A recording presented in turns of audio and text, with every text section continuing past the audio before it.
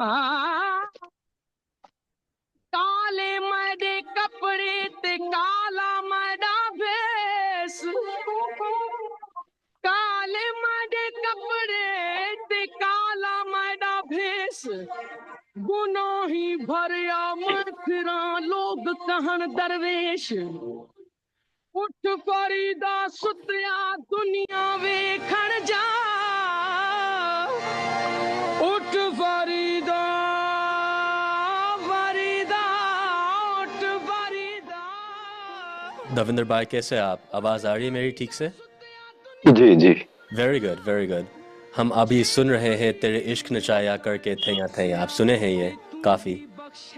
बहुत कमाल, बहुत वेरी कमाल। Good, very good. हम बस बहुत इंतज़ार कर रहे हैं आपका, बहुत इंतज़ार कर रहे थे आपका, मैं और आसिया जी, और we are very excited to bring you live to Dallas Airways on radio Azad. आप सब लोग की मैं थोड़ा इंट्रोडक्शन कर लेता हूँ, और फिर जो भी मैं मिस करता हूँ आप बस फिल इन कर दें।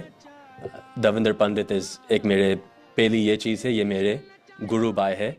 हम दोनों एक ही गुरु से सीखते हैं, और मैं दविंदर भाई से मिला था 2022 में, और हम जूम पे मिले थे उस्ताद गुलाम अब्बास खान साहब के साथ।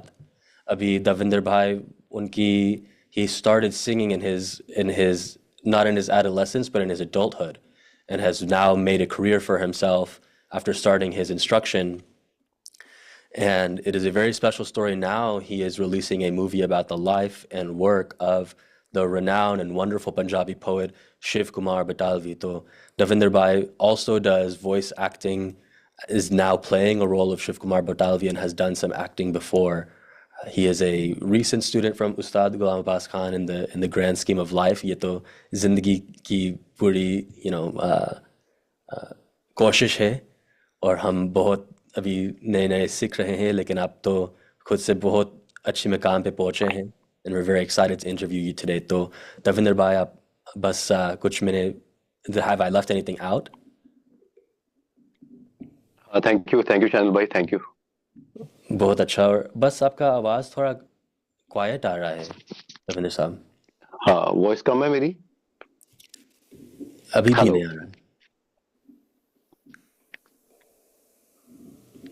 हेलो हेलो शैनल भाई। हाँ, बहुत बहुत क्वाइट से आ रहा है दविंदर भाई। Let me check.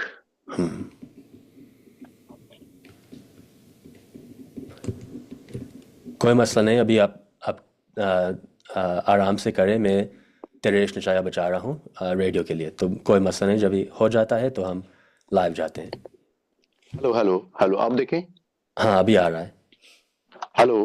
हाँ यस, हाँ, very okay. Very good, very good. तो दविंदर भाई, हम बात करते हैं। आप थोड़ा, मैं बताया हूँ ऑडियंसेस को, जी। हाँ, आप थोड़ा खुद के बारे में बताएं।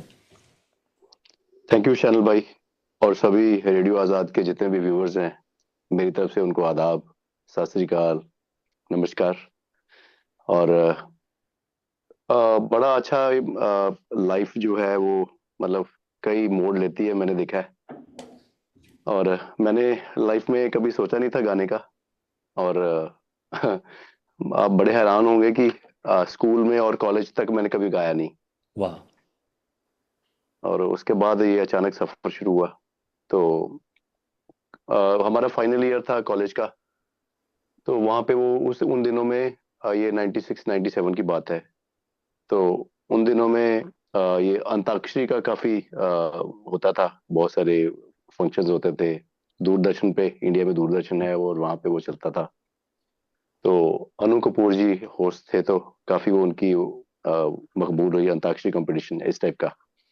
तो हमारे कॉलेज में भी ऐसा हो रहा था। तो वहाँ पे उन्होंने टीम्स ऐसे बनाई, दीवाना मस्ताना परवाना करके, एक लड़की और लड़का करके, ऐसे 4 5 टीम्स बनी थी।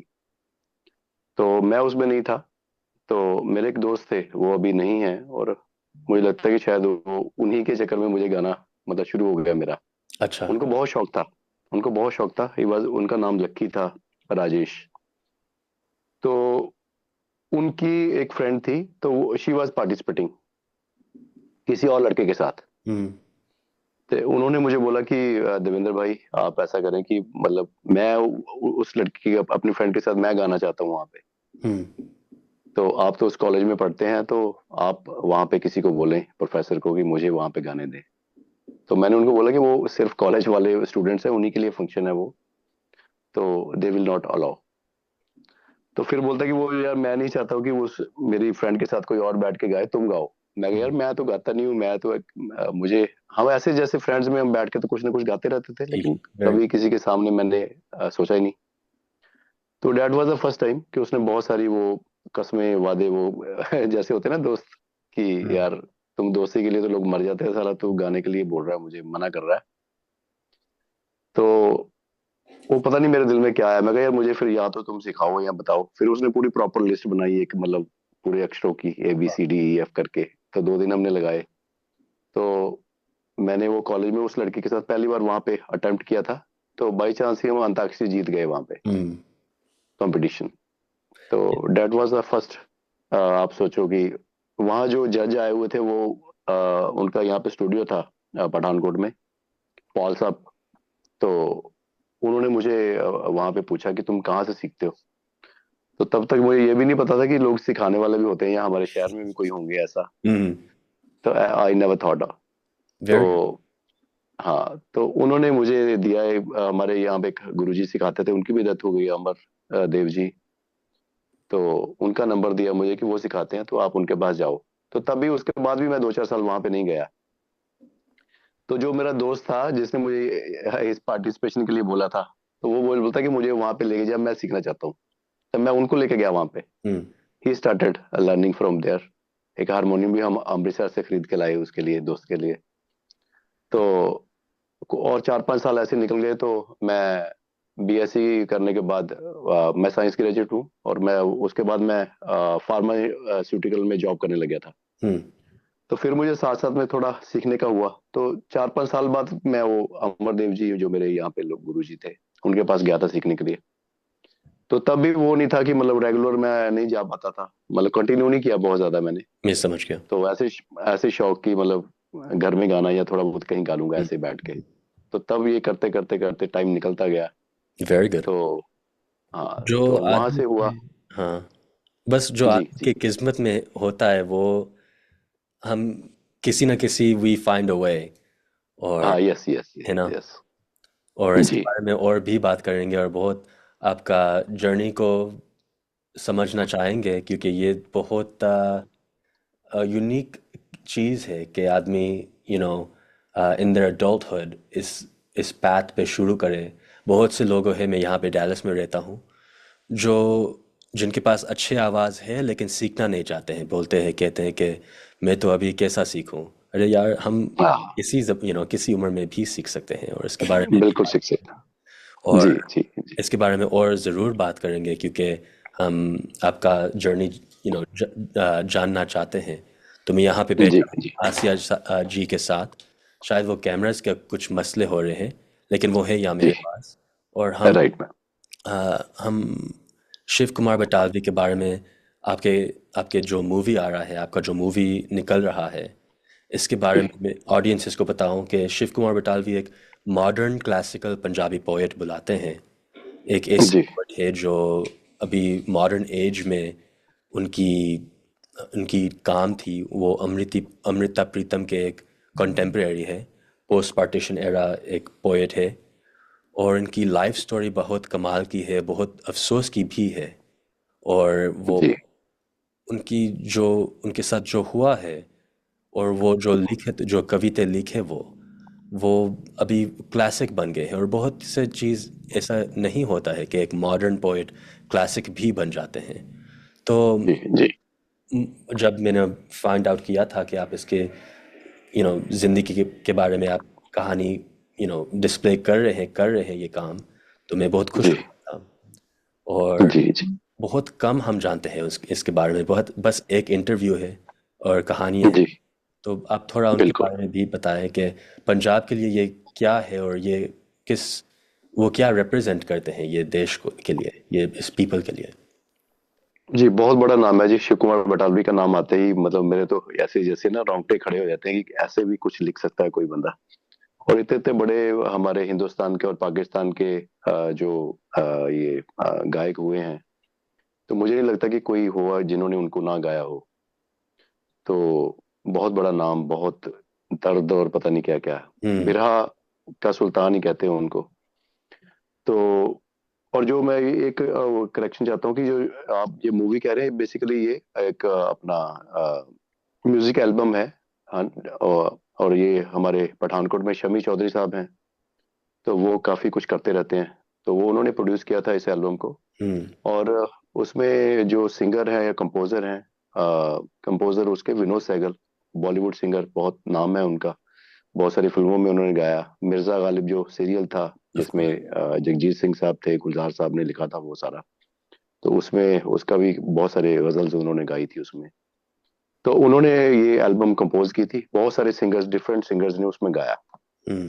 तो उस पे वो, अपना ये बना रहे थे।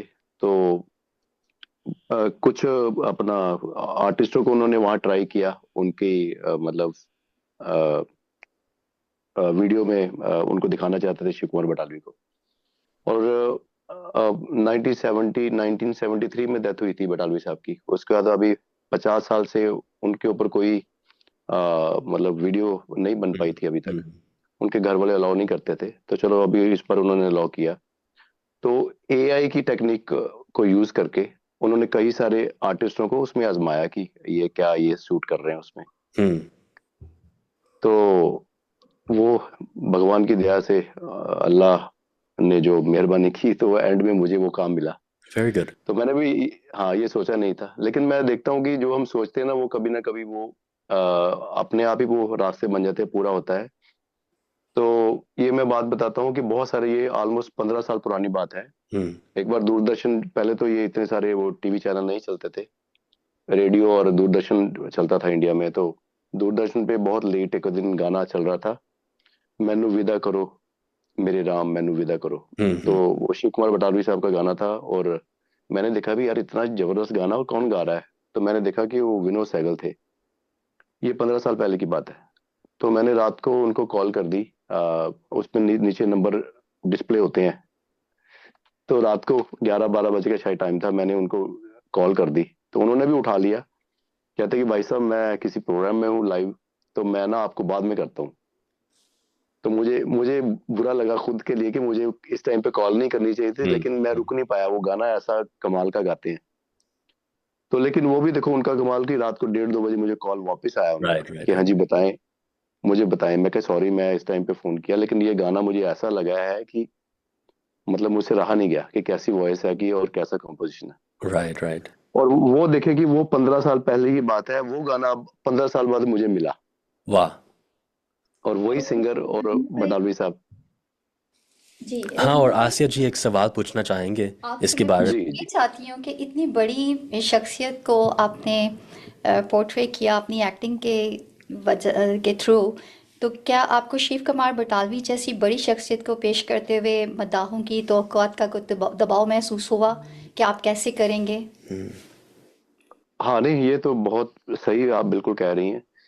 और लेकिन जब उनका मुझे कॉल आई थी, जो डायरेक्टर हैं साईराज जी, जितेंद्र साईराज, बहुत बड़ा नाम है, मतलब मोर देन 150 इंटरनेशनल अवार्ड्स उनको मिल चुके हैं फिल्मों में। तो उनकी मुझे जब कॉल आई, तो कहते कि ऐसे हम, मैं एक एक्सपेरिमेंट करना चाहता हूँ।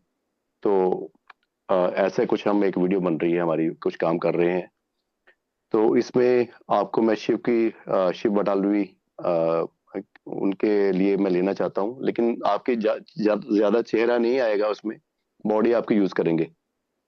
मैं बहुत खुश था, क्योंकि एआई में भी हर बंदे को तो वो वैसा आ नहीं सकता ना। मतलब कि किसी को आप हम्म। दिखाना चाहते हैं, तो वो हम्म। हर बंदा उसमें फिट नहीं होता। तो उन्होंने बताया कि बहुत सारे लोगों को हमने करने की कोशिश की है, मॉडल्स एक्टर्स जो हैं वो उसमें नहीं आ पा रहे प्रॉपर।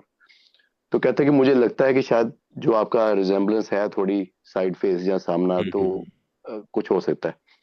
तो मैं बहुत खुश हुआ कि मतलब वो तो मेरे, इनसे ऊपर तो कुछ हो नहीं सकता। और उधर विनोद सहगल, दोनों लीजेंड्स, वाह। और उनके लिए काम करना पड़े। और बड़ा डर भी था अंदर से कि पता नहीं हो पाएगा, क्योंकि लोग तो आजकल कुछ भी बोलते हैं जब गलत होता है कुछ तो। सही है सही है। तो मीडिया ऐसे हो गया कि लोग कुछ भी लिख सकते हैं, तो बड़ा डर भी था। लेकिन ज्यादा एफर्ट्स नहीं लगाने पड़े। और एक बड़ी बात बात बताता हूँ मैं, कई बार कुछ चीजें अच्छे के लिए होती हैं। ये पिछले 2 साल पहले मैं बीमार हो गया था बहुत। हम्म। तो मेरा वेट कम हो गया, ऑलमोस्ट 20 केजी, है ना। तो मुझे लग रहा था भी यार अब दुनिया खत्म हो गई है। तो बहुत सारे लोग भी कह रहे थे। तो अभी शिव कुमार बटालवी साहब के लिए उसके लिए वो ऐसा बंदा चाहिए था। एक तो वो मतलब कि मतलब ऐसी लास्ट पोजीशन पे वो गाना था, हम्म। मैनू विदा करो। आपने सुना होगा, गाना बड़ा हिट है उनका। सुनना चाहेंगे, जरूर सुनना चाहेंगे। हाँ। तो वो गाना वो वही था कि मुझे मतलब एंड है उनका, मैनू विदा करो मेरे राम, इस टाइप हम्म। का गाना है। और उसी ऐसे ही वो आप शायद वीडियो देखेंगे तो बहुत कमाल किया हमारे डायरेक्टर साहब ने। तो उसमें जो उनके बेटे मेहरबान बटालवी हैं, उन्होंने जो बताया फादर के बारे में भी, कैसे डेथ हुई थी, लास्ट में क्या क्या हुआ था। और टांगे में हम्म। उस पे घोड़े पे गाड़ी में जा रहे थे। घोड़ा गाड़ी ढूंढने के लिए हमें कितने 2-4 दिन लग गए। आजकल खत्म हो गया वो। तो वो हमने वो क्रिएट किया सारा। वाह। तो ना तो उसके लिए वो बंदा ऐसा चाहिए था जो बीमार लगे। ठीक है। तो उस दिनों में मैं बहुत ऐसे ही हुआ था कि खत्म ही है ओ माय कहानी। गुडनेस।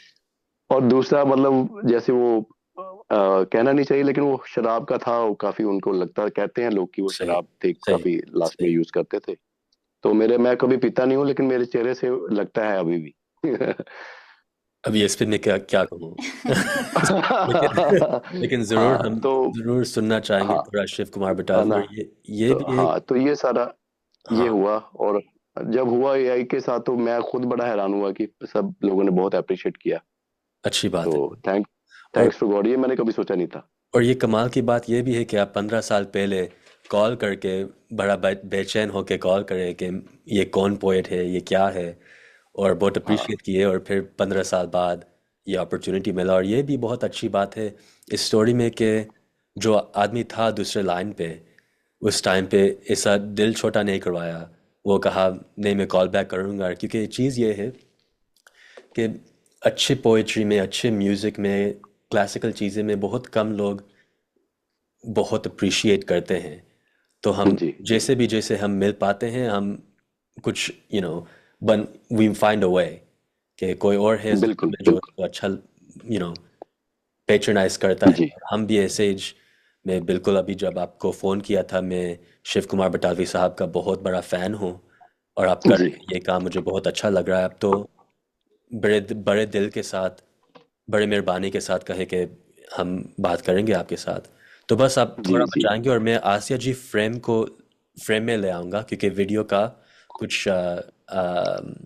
नहीं चल रहा है। तो आप थोड़ा बचाएंगे और मैं उनको फ्रेम में ले आऊँगा। जी जी। Very good, very good. तो ये कौन सा, शिखरा या फिर कोई और? हाँ हाँ हाँ, मैं शिक्र सुनाता हूँ जी वेरी जी। गुड।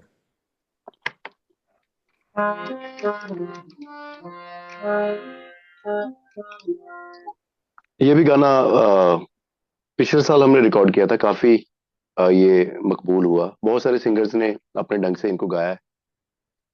तो अरविंदर सिंह जी हैं दिल्ली में, उन्होंने इसका म्यूजिक किया था। और सचिन मेहरा जी मेरे दोस्त हैं, उन्होंने इसकी वीडियो की।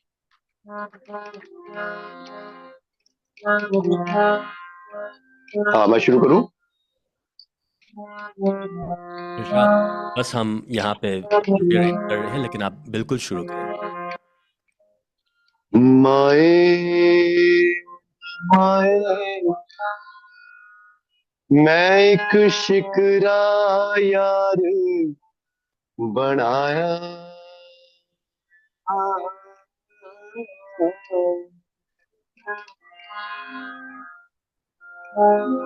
वॉइस ठीक आ रही है आपको? बहुत अच्छी आ रही है। माए नी हाँ हाँ, माए, मैं एक राश में एक शिखरा यार बनाया।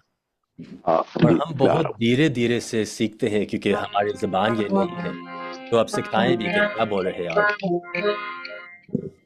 माए माए, मैं एक शिकरा यार बनाया।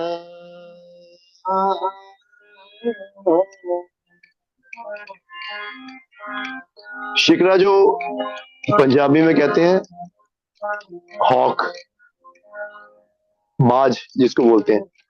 वो कह रहे हैं कि मैंने एक हॉक को अपना दोस्त बना लिया है। माए नी माए, अपनी माँ को कह रहा हाँ। है, मैं एक शिकरा यार बनाया।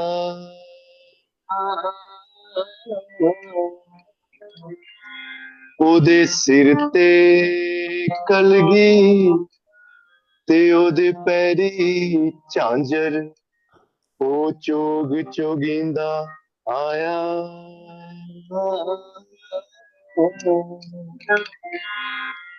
ਮਾਏ ਮਾਏ ਮੈਂ ਇੱਕ ਸ਼ਿਕਰਾ ਯਾਰ ਬਣਾਇਆ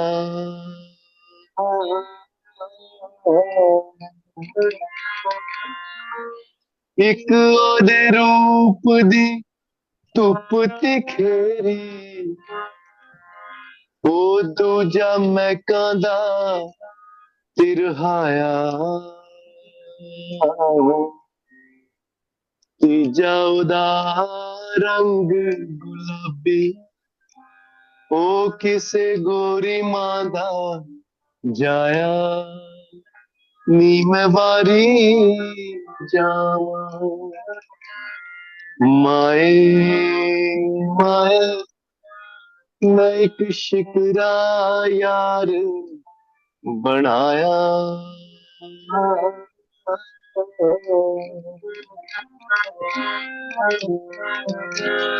ਇਸ਼ਕੇ ਦਾ ਇੱਕ ਪਲੰਗ ਨਵਾਰੀ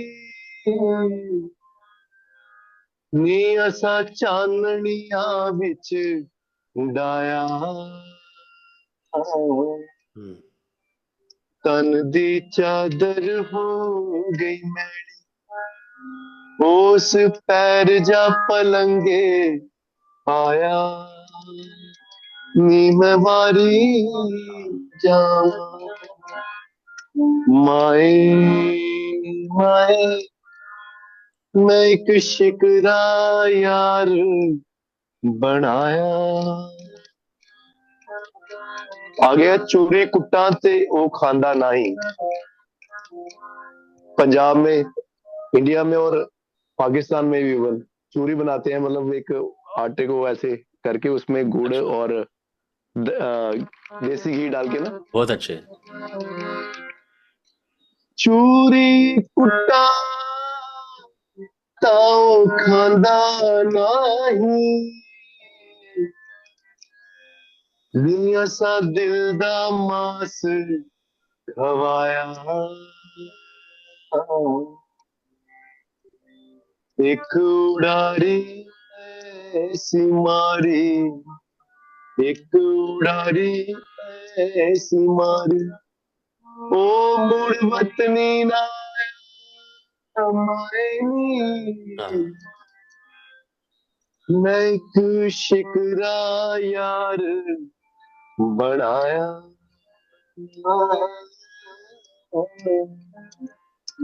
माए माए मैं एक शिकरा यार हाँ, बनाया थैंक यू सो मच हाँ, हाँ, बहुत अच्छा, माशाल्लाह। अच्छा बताएं। जी मैं आपसे पूछना चाहूँगी दविंदर साहब कि आप ये जो गुलकारी आपने इतनी लेट उम्र में शुरू की तो जी क्या आपके ऊपर कोई ख़ानदान की या समाज की तरफ से किसी मुखालफत का सामना हुआ या कोई और दुश्वारी पेश आई आपको? हाँ एक बड़ा ये गॉड की बड़ी कृपा रही मुझ पे कि मुझे बहुत अच्छे लोग मिले लाइफ में बड़े कमाल परिवार फिर दोस्त फिर आगे गुरु लोग और मतलब जो मैं नहीं भी चाहता था वो अपने आप होना शुरू हो गया थोड़ा थोड़ा करके और इसी बीच में मैंने बताया कि मेरे गुरु श्री अमरदेव जी मैं यहाँ से सीखता था थोड़ा करते करते मतलब ऐसे थोड़ा मैं गाने लग गया था कुछ महफिलों में या छोटे छोटे प्रोग्राम्स में तो इसी दौरान एक बार मैंने देखा ये फेसबुक पे आ, एक कैसेट रिलीज हो रही थी मैंने देखा कि उस्ताद गुलाम अब्बास खान साहब हैं तब मैं जानता नहीं था उनको उसमें हमारे बहुत लीजेंड्स जो सिंगर्स हैं हरिहरन साहब जसविंदर नरोला जी कुछ और लोग थे तो उनकी वो एल्बम रिलीज कर रहे थे तो वो कंपोज्ड बाय उस्ताद जी तो उस्ताद जी जब बात करते हैं आपने देखा है उस्ताद गुलाम अब्बास खान साहब की मैं बात कर रहा हूँ हम्म, तो बड़े सॉफ्ट स्पोकन है वो। तो मैंने सोचा भी यार इतने बड़े उस्ताद जी वो लोग कह रहे हैं और इतने इतने प्यार से बात करते हैं, ये कैसे बंदे हो गए, ऐसे कैसे कमाल है ये। तो एक दिन उनका ऐसे मैसेज उसमें मैंने देखा फेसबुक पे कि कमिंग टू पठानकोट, कोई आर्मी के लिए इवेंट है तो मैं वहां पे आ रहा हूँ।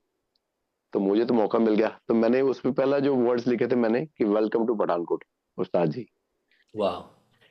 और उससे भी कमाल क्या हुआ कि जो आर्मी का प्रोग्राम था, तो यहाँ पे जो मेयर थे पठानकोट में, तो जो आर्मी वाले थे उन्होंने मेयर को अप्रोच की। मेयर साहब जो थे उन्होंने यहाँ पे, मैंने बताया कि शमी चौधरी जी, वो अभिनय कला मंदिर करके यहाँ पे बहुत बड़ा एक ऑर्गेनाइजेशन थी, बहुत पुरानी है, उसके वो हेड है। तो वो बहुत सारे ऐसे प्रोग्राम्स में इन्वॉल्व रहते हैं। तो मैं भी उस अभिनय कला मंदिर का मेंबर रहा 18 साल। तो उनको, उन्होंने शमी जी को अप्रोच किया कि ऐसे हम ये इवेंट कराना चाहते हैं, आप कुछ हेल्प करें। तो उनकी मुझे कॉल आई, कैसे उस्ताद जी हैं वो यहाँ पे आ रहे हैं, तो उनको हारमोनियम चाहिए, तो आप जाइए।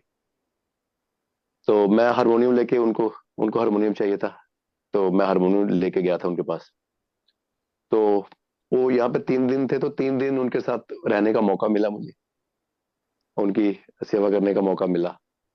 तो पता नहीं उनको क्या अच्छा लगा। तो ये मैं ऑन एयर ही कह रहा हूँ, उस्ताद जी वो कमाल है। तो उन्होंने मुझे खुद कहा कि देवेंद्र, मैं चाहता हूँ कि तुम मुझसे सीखो। तो मैं रोना शुरू हो गया, हाँ। बहुत रोया मैं। मैंने सोचा, मैंने बोला कि नहीं उस्ताद जी, मुझे तो कुछ भी नहीं आता, और आप, आपका इतना नाम है और मुझे मुझे तो पता ही नहीं इस चीज का। सॉरी। तो पता नहीं जो चीज मिलनी थी तो उन्होंने शुरू करवा दिया ऐसे करके। और देवेंद्र साहब, आप ऐसे कहते हैं कि आप खुद के बारे में ऐसा बात करते हैं कि मुझे पता नहीं है ये कैसा हुआ, ये क्या हुआ, लेकिन हर वक्त जो आपके किस्से जो होते हैं, ऐसा लगता है जब अपॉर्चुनिटी मिलती है तो आप बिल्कुल प्रेजेंट हो जाते हैं कि मुझे ये चीज़ सीखनी है, क्योंकि बहुत से लोग हैं जो हारमोनियम छोड़ा के फिर से घर जाएं और ऐसा टाइम स्पेंड ना करें। और इतना जी एक्चुअली ताकत ज़रूरत है कि इतने बड़े उस्ताद आते हैं तो हम जितने भी छोटे हैं, जैसे भी हैं, उनके सामने खड़े हुए थोड़ा गाएं। क्योंकि बहुत से लोग हैं यहाँ पे डैलस में जो अच्छा गाते हैं लेकिन कहते हैं कि उस्ताद साहब के सामने नहीं गाएंगे। तो जी ह्यूमिलिटी काफ़ी दिखाती है आपकी। और जो आप गाए हैं बहुत प्यारा गाए हैं, और बहुत अच्छा लगा कि आप जी पंजाबी कलाम को पेश कर रहे हैं। और पंजाबी की ज़बान बहुत एक ऐसी पोइट्री है कि आम आदमी के चीज़ें लेके इसको सूफियाना बना देते हैं। ये पंजाबी की जी ब्यूटीफुल चीज़ है। जी सूफीज़्म है जी क्या, ये फ़ालसफ़े हैं क्या, ये एवरीडे चीज़ की हैं। और ये ह्यूमिलिटी जो है पंजाब लोग में और आप में बहुत अच्छा लग रहा है महसूस करने में और बात करने में थोड़ा। और बहुत ये स्टोरी आपने जो बताए हैं अच्छा लग रहा है। और जी। थैंक यू, थैंक और आप थोड़ा बताएं, हम अभी इस चीज़ पे आ गए हैं उस्ताद जी के बारे में, तो वो जब सिखाए थोड़ा हम भी टेक्निकली बात कर सकते हैं राग का के बारे में और ये सब चीज़ें। तो यू जी। प्रोसेस कैसा चला और आप कैसे सीखे, मतलब वो उस्ताद जी आपको पंजाबी में सिखाए, मतलब कलाम काफियत ये सब, या फिर आप क्लासिकल सीखे? और आपको क्या लगता है कि आदमी कैसा सीखना चाहिए, क्लासिकल ज़रूरी है म्यूज़िक को समझ में, हम कैसे समझें? बहुत जी जी जी। तो मैंने तो बेसिकली तो बिल्कुल जीरो से ही शुरू किया है उस्ताद जी से। वो जैसे सर्ग में है या अलंकार है, और उसके बाद कुछ रागस वगैरह। लेकिन बहुत ज्यादा मैं उसमें भी बहुत, मैं क्या कहूँ, बहुत मेहनत मैंने नहीं की अभी तक। अभी तो बिल्कुल मैं चाहता हूँ कि मैं, मतलब कहता हूँ कि मैं सोचता हूँ कि बिल्कुल जीरो पे हूँ मैं अभी। और उस्ताद जी लगातार कुछ ना कुछ टिप्स देते हैं, फिर उस पर मैं लगा रहता हूँ कुछ ना कुछ करने। और आजकल मैं देखता हूँ कि बच्चे बहुत कमाल कमाल के बच्चे गा रहे हैं, और इतना टैलेंट है पूरी दुनिया में। ठीक है, और मुझे अपने भी लगता है भी मेरी प्रोसेसिंग बड़ी स्लो है, लेकिन मैं बहुत खुश हूँ। मुझे मतलब कभी जल्दी नहीं हुई कि ये मुझसे नहीं हो रहा या कैसे होगा, मतलब लोग आगे निकल गए। और कंपटीशन में मुझे लगता नहीं है कि हमें किसी के साथ कंपटीशन हमारा होना नहीं चाहिए। और हर बॉडी जो भगवान ने बनाई है वो अलग है, वो इंसान उसका जो स्ट्रक्चर बनाया है वो अलग है, डिफरेंट है। तो लगे रहना, थोड़ा थोड़ा थोड़ा, वो बूंद बूंद बूंद करते ना, वो कहते हैं कि सागर भर जाता है, तो वो ऐसा हो रहा है। अच्छा। तो मैं तो बस आशीर्वाद, ये मैं मतलब देखता हूँ कि 99% मेरे पास आशीर्वाद ही है, 1% मैं एफर्ट कर रहा हूँ। हम्म, ये आपकी तो आदत है कि आप ऐसा सोचते और कहते हैं, लेकिन आपकी लगन और मेहनत बाकायदा नज़र आती है कि जी आपने इस कदर जद्दोजहद की और बहुत आहिस्तगी से, लेकिन बहुत मेहनत से और लगातार अपने इस सफ़र को जारी रखा हुआ है। और आप अल्हम्दुलिल्लाह के उसमें आपका एक कामयाबी नज़र आ रही है। और फिर भी सबसे बड़ी बात है कि ये जो आपने अपना करियर चेंज किया, अपनी एक आम ज़िंदगी और एक मेडिसिन की प्रोफेशनल लाइफ को छोड़ा, और फिर बहुत सारे रुकावटें महसूस की भी होंगी, बज़ाहिर तो नहीं, लेकिन हम्म, बज़ाहिर तो आप जैसे कह रहे हैं कि आपको बहुत ज़्यादा ताउन रहा पूरी फैमिली का, इर्द गिर्द के लोगों का, लेकिन आपकी जिद्दोजहद है। तो क्या आप मज़ीद आपकी कुछ प्लान्स हैं कि आप मज़ीद अदाकारी की तरफ जाना चाहते हैं, या गुलकारी में पंजाबी म्यूज़िक को आप चुनेंगे ज़्यादा कि वो सूफीज़म से भरा हुआ है और बहुत बड़े बड़े शायर उसमें रह चुके, जैसे वारिस जी शाह और हम्म, बुल्ले शाह हम्म, वगैरह। तो जी। आपका क्या होगा, नेक्स्ट प्लान्स क्या हैं कि आप ज़्यादा बेहतर कि अपने आप को किस में महसूस करते हैं जब आप गाते हैं तो? जी मैं जैसे पहले कह रहा हूँ, जैसे मैंने आपको पहले बात हुई थी बीच में कि करियर मेरा डिफरेंट रहा टोटली। फार्मास्यूटिकल में मैंने ऑलमोस्ट 10 साल काम किया, और सारा भाई केमिकल्स कंपनी थी बहुत बड़ी। तो उसके बाद मैं इंश्योरेंस में आ गया। इंश्योरेंस में ब्रांच मैनेजर, फिर उसके बाद डिविजनल मैनेजर, ऐसी पोस्टों पे काम किया। अच्छी अच्छी कंपनियां थी। एयरलाइंस में काम किया मैंने, बजाज एलियांज थी, लास्ट में टाटा में मैं रहा 2 साल। तो बजाज एलियांज में मैं डिविजनल मैनेजर था। तो मतलब अच्छी पोस्ट थी सारी, मैनेजमेंट वाला लेवल था। तो अचानक छोड़ना ये बड़ा मुश्किल होता है आम घरों में, क्योंकि हम मिडिल क्लास फैमिलीज में मैं बिलोंग करता हूँ। तो जब वो सारा कुछ देखना पड़ता है, भी घर कैसे चलेगा, ये कैसे चलेगा। हम्म, तो वो एकदम मैंने सोचा कि यार, जब ऐसे उस्ताद लोग मिल जाते हैं लाइफ में, और मैं देखता हूँ कि कई बार मेरे कहीं पर ऐसे मैं गा रहा था, तो मेरे बॉस ही थे। तो उनकी मुझे बात याद आ रही है, कहते यार, तू इतनी अच्छी वॉइस है तुम्हारी यार, तुम यहाँ पे कंपनी में क्या कर रहे हो। तो मैं भी ये सोचता हूँ कि कई बार मतलब आपके पास 500 करोड़ रुपए आपको दे दिया है, लेकिन आपकी जो आपको अच्छा लग रहा है वो नहीं आप कर पा रहे, तो मुझे लगता है कि वो बेकार है सारा। हम्म, सच है। तो बहुत सारे लोग हम देखते हैं दिन रात, मतलब वो पूरा दिन भागते हैं दिन रात, भी ये कर लेना, अब ये गाड़ी लेनी है, ये घर बनाना है, वो बना भी लेते हैं, वो भी जाता है सब कुछ। लेकिन एंड में आप देखोगे तो वो बंदा कहता है भी यार, मैं तो कुछ भी नहीं मतलब कर पाया जो मैं चाहता था। तो बस ये है कि मैंने रिस्क लिया लाइफ में, ये मैं कहता हूँ। मैंने सब कुछ एक दिन 1.5-2 लाख रुपए की जॉब छोड़ के, मतलब छोटे शहर में 1.5-2 लाख बहुत होते हैं आपके, तो वहां पे कोई फर्क नहीं पड़ता इससे। तो वो फिर एक दिन मैंने सोचा कि, फिर मेरी वाइफ ने भी सपोर्ट किया कि चलो ठीक है, जो आपको अच्छा लगता है। थोड़ा सा तो होता है घर में, होता है, लोग कहते हैं कि यार पहले देख लेना सारा, है ना। तो रिस्क लिया मैंने, लेकिन वो अच्छा ही रहा। कई बार होता है पैसे खत्म हो जाते हैं, लेकिन वो भगवान कहीं ना कहीं से वो जुगाड़ करके ऐसे करके दे देता है। किसी से मांगने की जरूरत नहीं पड़ी आज तक। वाह, तो फिर ये है कि मैं वही, अगर वो मैं देखता हूँ कि अगर वो ये सारे काम चला रहा है, तो फिर हम क्यों रोते रहे। Very good. तो दविंदर साहब, मीटिंग में बस बस 5 मिनट बाकी है, और जी बहुत अच्छा लग रहा है आपसे बात करने में। और आपकी जो आपने कहा कि बहुत अच्छे आर्टिस्ट है, बहुत अच्छा गायक है, और हम बहुत छोटे हैं, लेकिन फिर भी ऐसा महसूस ना होना चाहिए कि ये कर रहे, मैं ये कर रहा हूँ। हमारी खुद की जर्नी है, और जी बिल्कुल बिल्कुल। ज़रूरी बात यह है कि हम इंजॉय करें और हम खुद में सुकून मिले। और आप जो बता रहे हैं, मेरे में बहुत रेजोनेट हो रहा है, क्योंकि हम जी गुरु बाय हैं, हम दोनों गुरु के शैडो हैं। जैसा उस्ताद जी जी चलते हैं, हम ऐसा चलते हैं। और हम भी जी देखते हैं कि वो इनका कैरेक्टर जो है, म्यूज़िक तो एक चीज़ है, लेकिन उनका ह्यूमिलिटी जो है, वो यही बताता है। और ये हम उनका ही पीछे पीछे करते हैं कि हम उनके तरह थोड़ा बने।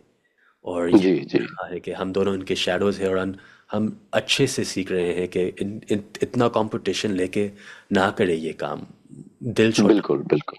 मैं भी बहुत स्टोरीज सुना हूँ, लाइव देखा हूँ, वो इतना ह्यूमिलिटी के साथ वो चलते हैं।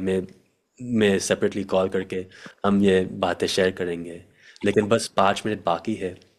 तो एक सवाल है जी मेरा, और फिर लास्टली तो एक फरमाइश भी है अगर आप जी चाहेंगे तो फिर से हम शिव कुमार बटालवी साहब के की तरफ आते हैं। आप जब ये जी रोल प्ले कर रहे थे, तो आप उनकी जी लाइफ स्टोरी, और मैं सेपरेटली रेडियो स्टेशन पे उनका लाइफ स्टोरी बता दूंगा, ताकि जी कुछ कॉन्टेक्स्ट आए।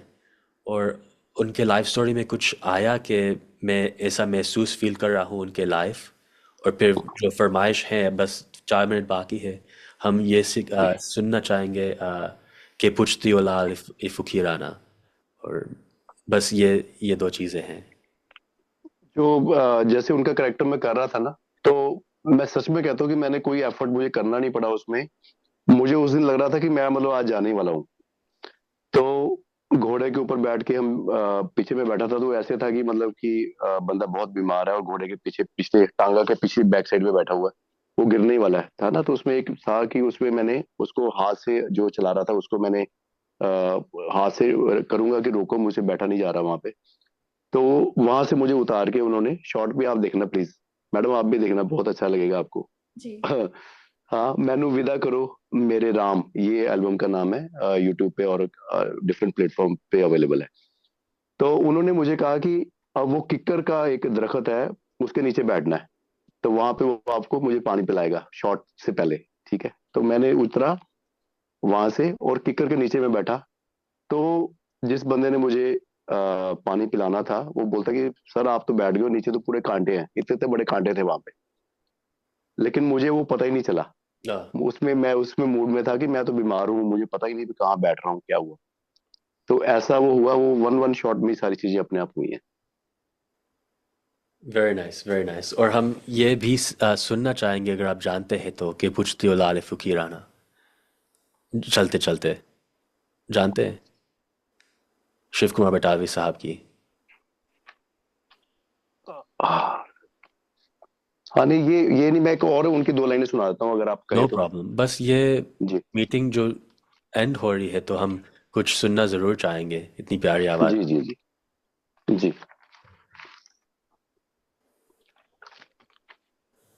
हाँ, एक मिनट बस।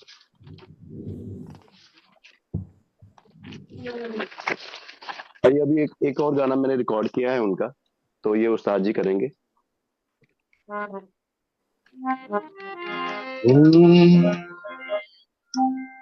सिखर दोपहर सिर ते मेरा टल चलिया पर छां।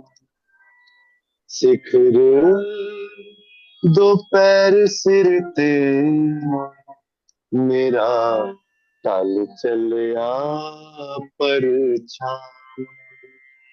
कबरां देख दिया मैनू जो पुत्रां नूं। कबरां देख दिया मैनू जो पुत्रां नूं। सिखर दोपहर सिर ते मेरा टल चलिया पर छावां। बहुत प्यारा।